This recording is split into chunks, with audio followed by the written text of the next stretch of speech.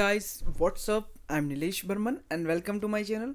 In this edition of video, we will study in brief about the Chola, their administration, their socio-economic life and their art and architecture. So we begin with the Chola. So after the decline of the Sangam period, the Cholas become feudatories in Uraiyur. They become prominent in the 9th century and established an empire comprising the major portion of South India. Their capital was Tanjore. The Cholas also extended their sway in Sri Lanka and Malay Peninsula. Therefore, they are called as the Imperial Cholas. The founder of Imperial Chola line was Vijayalaya in at 15 AD. Now moving on to the Chola administration.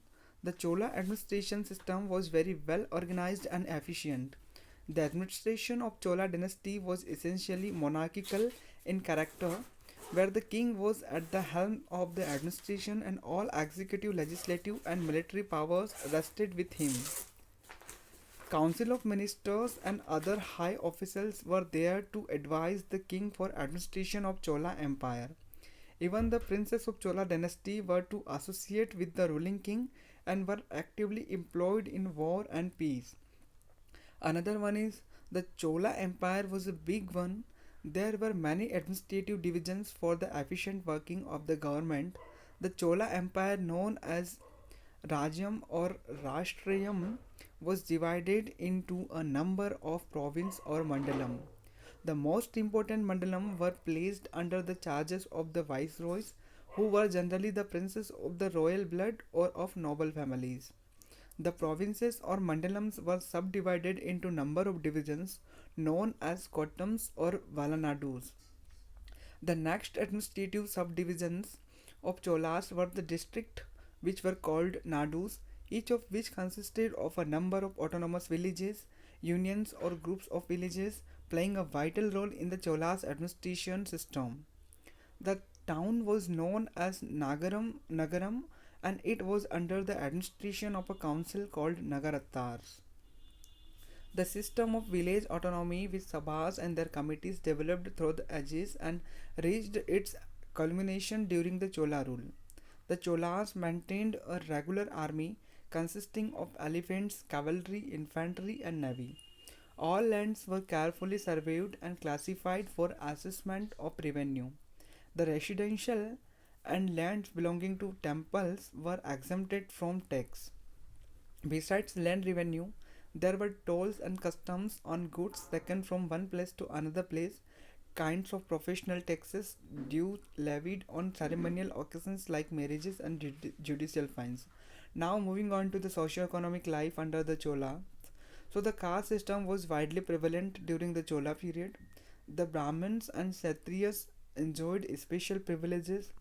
The position of women did not improve and the sati was prevalent among the royal families.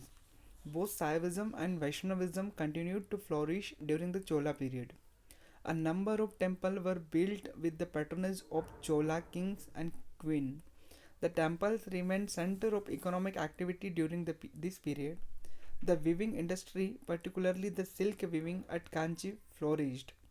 The metalworks developed owing to great demand of images of temples and utensils. Commerce and trade were brisk with trunk roads and merchant guilds. The gold, silver, and copper coins were prevalent during the time. Now, talking about the art and architecture of the Cholas. So, the Dravidian style of art and architecture reached its perfection under the Cholas. The big temples at Tanjore, built by Rajaraja I, is a masterpiece of South Indian art and architecture. Shiva temple at Gangaikonda Cholapuram, built by Rajendra I, is also an example of marvelous art and architecture. Also made rich contributions to the art of sculpture. The walls of the Chola temple at Tanjore and Gangaikonda Cholapuram temples contain numerous icons of large size with fine execution. The bronzes of the Chola period are world famous. The bronze statues of Nataraj or Dancing Shiva are masterpieces. The Chola paintings were found on the walls of Narthamalai and Tanjore temples. So, friends, this is all about in brief about Cholas, their administrative life, their socio-economic life, and the art and architecture of the Cholas. So if you find these notes useful for you, then please hit like button and do mention in a comment box.